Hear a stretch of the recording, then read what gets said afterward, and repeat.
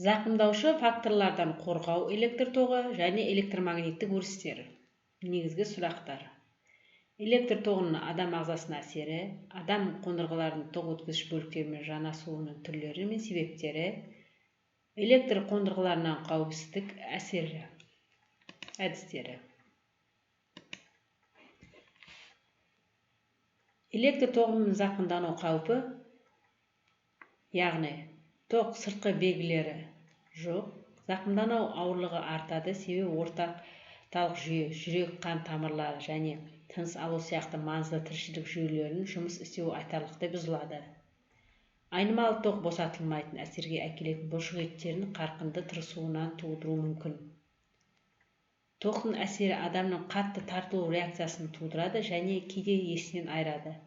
Бұл биіктікке жұмыс істеу кезінде өте қауіпті. Электр тоғының адам ағзасына әсері электр жарақатының себебінен болуы мүмкін.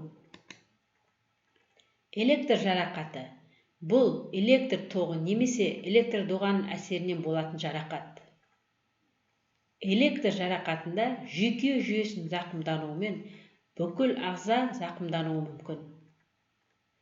Тыныс алу, жүректерге, бірақ кей жағдайда дененің жекелеген бөліктерінің ішінара зақымдануы болуы да мүмкін. Электротравманың сыртқы көріністері электрокүйдіру, тердегі электроздар, адам денесінің бетіне электрофталмия, яғни көздің сыртқы қабынуына болуы мүмкін.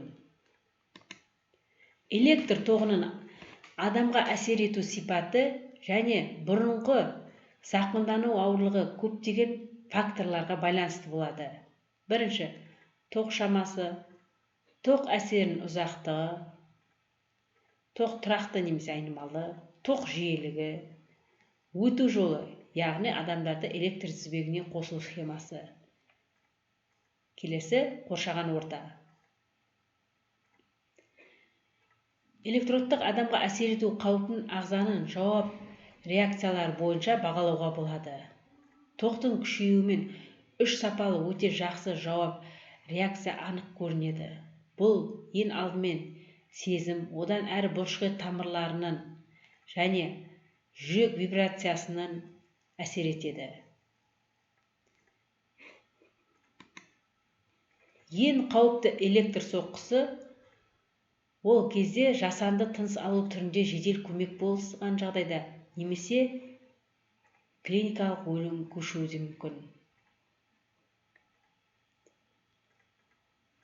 Өлім 0,1 ампер және одан да жоғары күш қауіптігі 0,105 және одан да жоғары тоқ болып табылады. Ең қауіпті болып 40-60 Гц жиіліктегі айнымалы тоқ саналады. 65, 120 және 220 вольт кернеуде арналған қондырғыларда жоғарғы кернеулі қондырғыларға қарағанда жазатайым оқиғалар көп болады. Қауіпсіздік шараларына қатысты барлық электротехникалық қондырғылар екі топқа бөлінеді. 1000 вольттан дейінгі кернеу 1000 вольтқа жоғары кернеу деп бөлінеді. Қауіпсіз деп санау қабылданған кернеу 12 және 36 вольт шарттарына байланысты қоршаған өндірістік ортада. Тоқтың адам ағзасына биологиялық әсері. Негізінен 4 әсер бар. Бірінші, термикалық әрекет.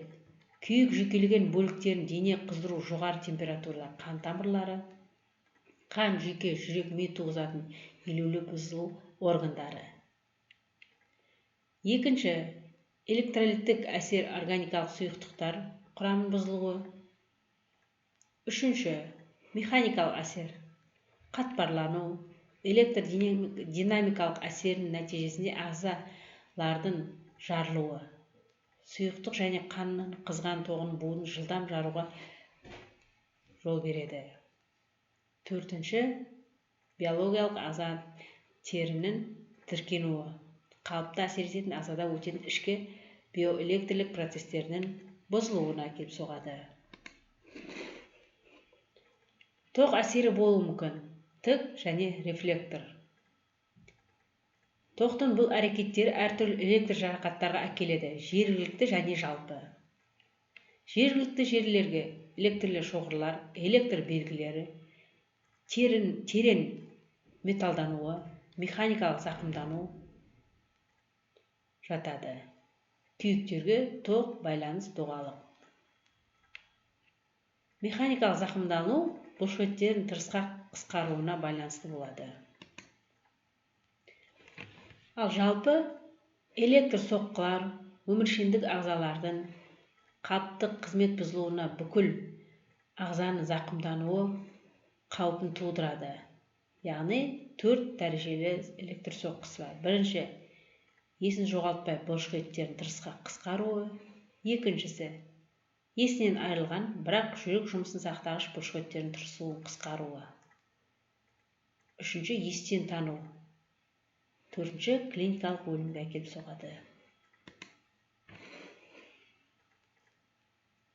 Биологиялық өлім ағза жасаушыларындағы биологиялық процестердің тоқтауымен, ақуыз құрылымдарының ыдырауымен сипатталатын құбылыс. Клиникалық өлімнен кейінгі басталады.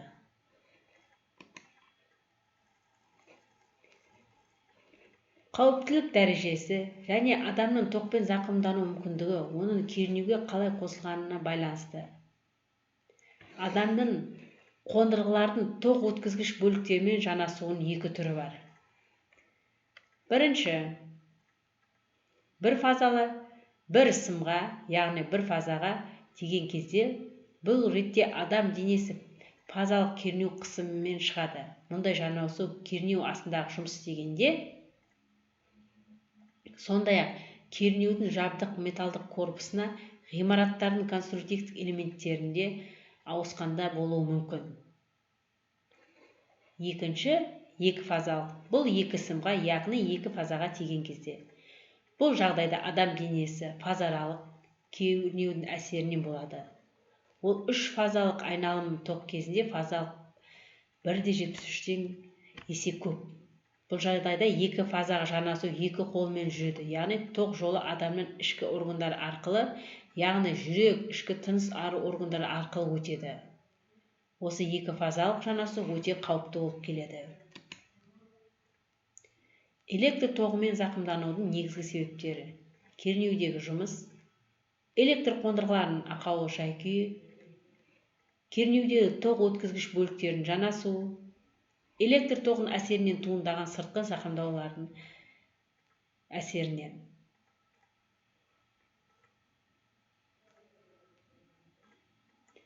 Қоғамдық кернеу бұл бір-бірінен 80 см қашықтықта орналасқан тоқ тізбегінің екі нүктесі арасындағы туындайтын тоқ кернеуі. Электр тоғының зақымдануына әсер ететін факторлар: негізгі қауіпті әрекет дәрежесі, тоқ түрінен, тоқ шамасы, кернеу шамасы, тоқ жолдарынан, кедергінің азаюына әкеліп соққу жолдары.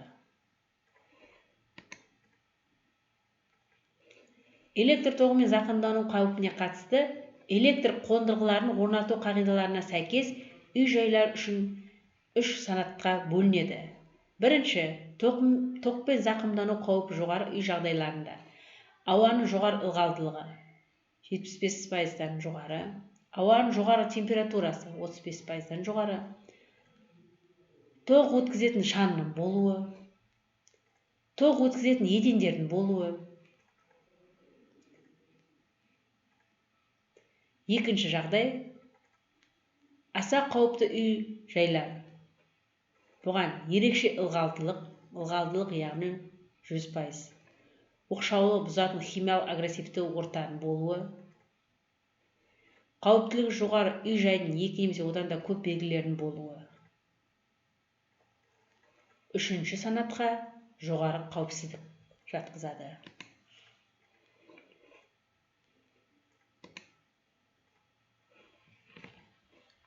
тоқ қаупі адамның жауап реакциясы бойынша бағаланады. шынжырдың адам денесі арқылы тұйықталу бұлшықеттердің ауыспалы тоқтан босанысуын, тұрақты тоқтан ауырсуын тіркелуін тудыруы мүмкін. Вибрацияны тудыруы мүмкін. Жүрек толық тоқталуы мүмкін.